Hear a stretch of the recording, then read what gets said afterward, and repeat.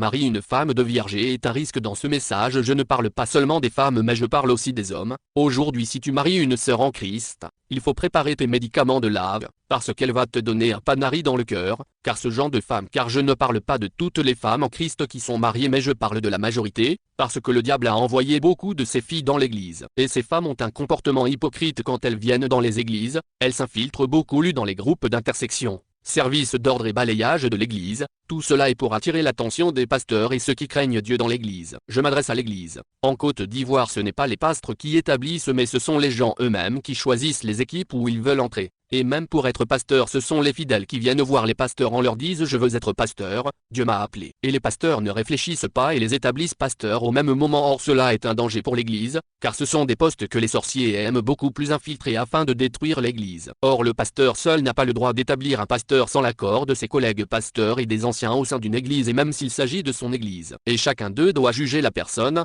dit cette personne est apte pour être pasteur, même ce qui concerne le service d'ordre, diacre ou ancien. Même une école de théologie ne peut pas accepter quelqu'un au sein de son école théologie sans une lettre de recommandation de son église, donc ce sont des équipes que ces filles que le diable envoie dans les églises qui entrent pour détruire les frères ou les pastres dans le mariage. Il y a des pasteurs qui dévoilent la vie de beaucoup de personnes au sein de leur église comme étant des procédés ou des sorcières. Or ils oublient que dans leur maison il y a des mamans Satan. Je connais un de mes amis pasteurs, il est venir pleurer chez moi en me disant que ça fait 9 mois qu'il ne touche pas sa femme refuse et elle a comme proteste je suis fatigué. Mais où elle envoie son mari, mais après quand son mari hier avoir une autre femme on le traitera de faux pasteur. Or les gens ne se posent pas cette question, cet homme est marié donc pourquoi il va dehors? Les gens accusent ces pasteurs, or ce sont leurs femmes qui sont à la base de tout cela. Et je vous assure que les champions de la masturbation sont des chrétiens mariés. Pour que tu sors avec ta femme que tu as mariée tu dois demander pardon, et le mariage chrétien est devenir une prison. Or la Bible dit le mariage est béni. Mais pourquoi nous les chrétiens qui devrons être des exemples dans le mariage mais c'est nous qui décourageons même les païens à venir vers nous? Quoi, tu envoies une femme à la mariée, dis-toi que tu as mis une corde sur ton cours? Pourquoi? Un pasteur te dit que le mariage en Christ on ne divorce pas, que c'est ta vie selon la Bible. Et le même pasteur te dit que si tu ne te maries pas à la mairie on ne célèbre pas ton mariage. Or le mariage civil est un contrat et donc on peut divorcer. Tu ne vois pas que toi-même pasteur, tu es dans la conviction car tu me dis en Christ on ne divorce pas et tu m'envoies où on peut divorcer. La Bible dit qu'on ne sépare pas ce que Dieu a uni dans le mariage. Maintenant et ce que Dieu n'a pas uni, on peut les séparer parce que Dieu n'est pas dans plusieurs unions de mariage qui se passent dans nos églises. Plusieurs couples chrétiens ont de sérieux problèmes dans leur foyer à cause de la désobéissance de la femme et aussi à cause du manque de rapports sexuels dans le couple. Il y a des femmes chrétiennes mariées qui dorment avec des djinns pour que leur mari ne les touche pas. Ça ce n'est pas la sorcellerie, le mariage est sacré. Quand nous remarquons à l'époque de nos grands-parents le mariage n'a pas été aussi bizarre comme à notre époque, d'autres nous mentent que c'est à cause de la télévision ou modernisation. Or cela est faux car au temps de nos grands-parents la majorité des jeunes ne connaissaient aucun autre partenaire si ce n'est que la personne qui l'a marié. Ici je ne parle pas que des femmes mais aussi des hommes. Normalement ce sont les religieux qui ont échoué sur le plan du mariage, ce sont eux qui devaient sensibiliser les jeunes sur le mariage. S'ils expliquaient à leurs fidèles de ne pas marier une femme déjà de vierge, le monde ne serait pas tel qu'il est aujourd'hui. Plusieurs filles se disent de mener d'abord une vie de débauche, sortir avec plusieurs hommes ou plusieurs filles et ils oublient les conséquences qui va les suivre un jour dans leur foyer comme on le voit aujourd'hui dans plusieurs couples mariés. Voici l'une des conséquences dans les couples surtout chez les chrétiens. NB. Les plus grands destructeurs dans des religions sont les soi-disant mamans pasteurs. Ces femmes ne cherchent pas des hommes au dehors mais elles maltraitent leur mari à tel point que c'est le pasteur ou celui qui craint Dieu qui va commencer à sortir avec des filles dehors et plusieurs accusent des pasteurs à tort. Or le problème n'est pas le pasteur mais sa femme. Si toi femme ou homme tu refuses de sortir avec ton partenaire, tu l'envoies où?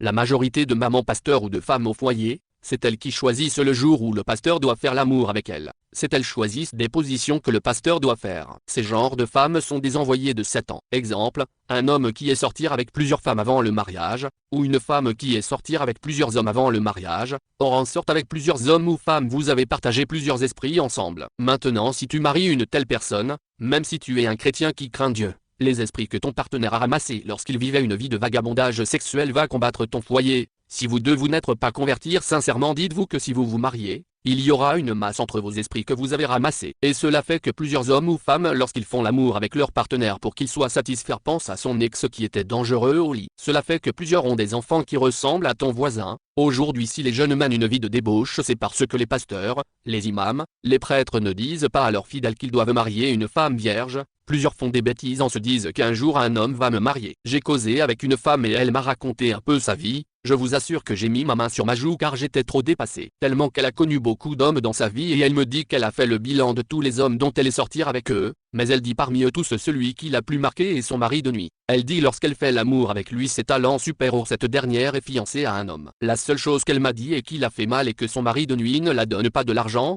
pendant que ses amies filles en Afrique de l'Ouest leur mari de nuit leur donne beaucoup d'argent selon elle. Et elle me dit que son fiancé a un petit sexe, voilà pourquoi ça ne la plaît pas et pourquoi je vous donne cette explication. C'est pour vous dire qu'il y a des risques de marier quelqu'un qui avait plusieurs partenaires et en plus elle sort encore avec un mari de nuit. Si ce dernier n'a pas accepté Jésus-Christ sincèrement et qu'on ne l'a pas délivré, toi tu la maries, dis-toi que tu auras un sérieux problème dans ton foyer. Cela veut dire que son mari de nuit et les esprits qu'elle a rencontrés dans son foyer vont te combattre, et voilà pourquoi il y a beaucoup de problèmes dans les foyers chrétiens et cela est lié à vos passés. Et beaucoup accusent leurs femmes qui n'accouchent pas à tort comme si elles sont maudites, or souvent cela est dur au passé de son mari. Ces femmes de nuit que tu as reçues dans ton passé peuvent rendre ta femme stérile à cause des liens que tu as eus avec cette personne dans le passé. Plusieurs femmes stériles sont devenues stériles à cause de la sexualité que les maris ont eue dans leur passé. Si vous n'étiez pas convertir sincèrement et on ne vous a pas délivré sincèrement, votre mariage aura de sérieux problèmes parce que les esprits que chacun a ramassés dehors vont se battre. En Afrique de l'Ouest il y a des gens qui sont possédés et on les fait croire qu'ils ont des génies en eux. Pour eux cela est une bonne chose, or un génie est un démon qui est en toi. Remarquez une chose, lorsque l'esprit d'une personne possédée se manifeste et que cette personne tombe en transe et que dans cet endroit il y a une autre personne possédée par des génies, le démon, ces deux personnes vont se battre et c'est aussi comme ça que ça se passe dans les foyers, c'est ceci qui envoie plusieurs divorces dans les foyers chrétiens. Or ce verset dit, celui qui trouve une femme a trouvé le bonheur, cela veut dire que pour avoir une bonne femme tu dois chercher et fouiller avant de la trouver, cela veut dire que la majorité des femmes que nous marions ne sont pas de bonnes femmes. Le diable a fait que beaucoup de pasteurs ont marié des sorciers et des possédés, je ne parle pas de toutes les femmes des pasteurs, mais je parle de la majorité car ces femmes méritent qu'on les appelle maman Satan et non maman pasteur, car maman pasteur doit être un modèle dans son foyer et non dehors. Et aujourd'hui, la majorité de ces femmes refusent que leur mari les touche et cela est devenu fréquent dans les couples chrétiens. Je connais un pasteur qui est venu se confesser chez moi en me disant que cela fait 9 mois que sa femme refuse qu'il la touche et il me dit aussi qu'au lit c'est sa femme qui choisit la position et le jour pour faire l'amour. Et beaucoup de pasteurs sont devenus adultères à cause des comportements de leurs femmes. Lorsqu'une femme a ce genre de comportement, forcément son mari va aller manger dans la poubelle et il va l'envoyer des esprits dans le foyer et leurs enfants seront des victimes. Vous aussi les hommes, cherchez du travail car la Bible n'a pas dit qu'un pasteur ne doit pas travailler. Il n'y a aucun verset de la Bible qui dit cela, arrêtez de nous mentir. Toi tu crois que ta femme va manger, alléluia, amen. Tu ne sais pas que l'amour a un double jeu, quand l'homme a l'argent la femme est fidèle et l'homme est infidèle, mais quand l'homme n'a pas l'argent la femme devient infidèle et impolie et l'homme devient fidèle. Voilà pourquoi lorsque ta femme accouche l'enfant ressemble à ton voisin. Je vais vous raconter une histoire vraie d'un pasteur que je connais très bien. Ce pasteur a créé son église et les gens venaient nombreux dans cette église, mais le problème qui existait dans cette église est que la femme du pasteur emmenait toujours les problèmes du foyer dans l'église après les cultes et cette femme agressait souvent son mari dans l'église devant les fidèles et ce comportement commençait à vider l'église, tellement que cela était trop. Un jour après la culte le pasteur s'est énervé et a giflé sa femme et cela était un scandale dans l'église et maman pasteur était assise en train de pleurer. Ce que je vous raconte est une histoire vraie. Et soudain le pasteur voulait aller consoler sa femme devant les fidèles et au moment où il voulait la toucher elle sauta et lui donna un coup de tête sur sa bouche et le pasteur est blessé.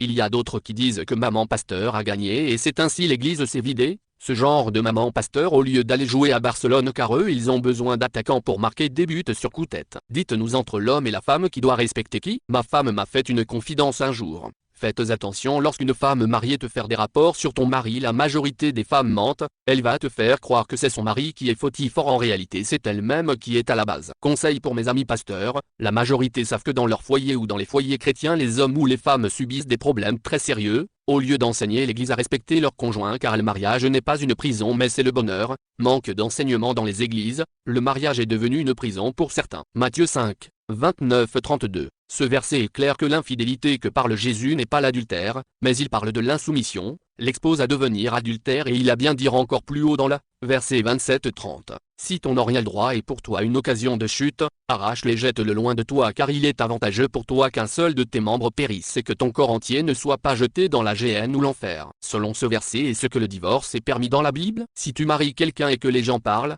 mais elle ne change pas, divorce là, parce que c'est un risque pour ta vie parce que si tu ne fais pas attention elle va te t'amener en enfer. Matthieu 5, 29-32. Si ton oriel droit est pour toi une occasion de chute, arrache-le et jette-le loin de toi car il est avantageux pour toi qu'un seul de tes membres périsse et que ton corps entier ne soit pas jeté dans la géhenne. Et si ta main droite est pour toi une occasion de chute, coupe-la et jette-la loin de toi, car il est avantageux pour toi qu'un seul de tes membres périsse, et que ton corps entier n'aille pas dans la géhenne. Il a été dit que celui qui répudie sa femme lui donne une lettre de divorce. Mais moi, je vous dis que celui qui répudie sa femme, sauf pour cause d'infidélité, l'expose à devenir adultère, et que celui qui épouse une femme répudiée commet un adultère. Est-ce qu'on doit payer la dîme? Cite-moi le nom d'un prophète de l'Ancien Testament, Élie, Élisée, Essai, à qui ils ont donné la dîme, ou le nom d'un apôtre de Jésus à qui ils ont donné la dîme. La dîme était uniquement pour les Lévites, et les prophètes et les apôtres vivaient des dons et les offrandes qu'on leur donnait. Aucun n'a reçu la dîme. Pendant que les prophètes ont travaillé à la même époque que les sacrificateurs,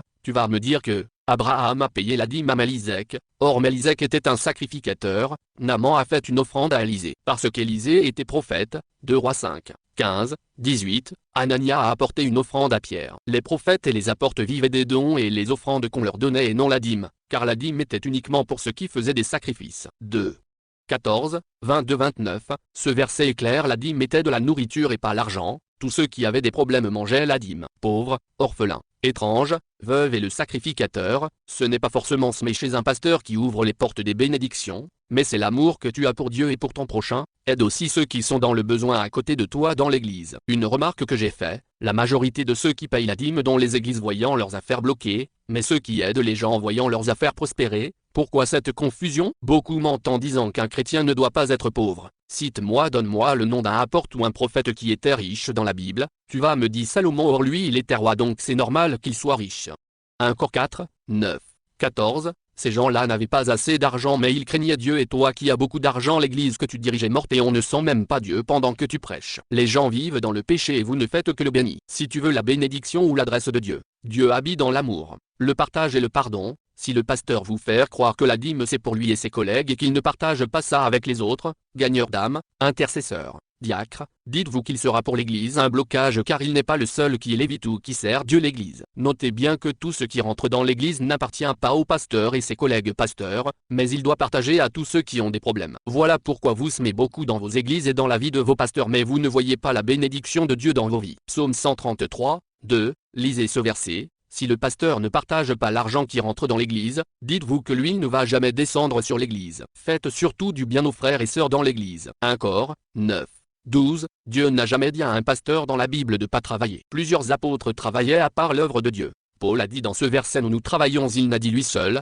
Si un pasteur n'a pas de soutien financier peut chercher du travail, arrêtez d'arnaquer les fidèles, eux aussi ont des charges à payer. Matthieu 28, 9-15, le théologien nous ont fait croire que c'est la femme qui était la première à dire aux hommes que Jésus a été ressuscité, or cela est faux, c'étaient les soldats romains selon ce verset, parce que les femmes étaient en route. 1 Cor 14, 34-37. Le même théologien nous ont fait croire c'est Paul qui a dit que les femmes ne doivent pas parler dans l'église, or quand nous lisons le verset 37 ce n'était pas Paul qui a interdit les femmes de parler dans l'église, il a bien dit c'était un commandement du Seigneur. Qui est Seigneur? C'est Jésus-Christ. Un commandement ne se discute pas, toutes ces choses c'est pour mettre la femme au même pied de l'égalité, cela est satanique. La femme ne peut pas prendre autorité sur l'homme parce qu'elle n'est pas été créée mais tirée de l'homme, c'est l'homme qui a couché la femme. Entre ce qui est écrit dans la Bible et ce que vos pasteurs et aux prêtres prêchent qui on doit écouter, et ce que vos pasteurs et aux prêtres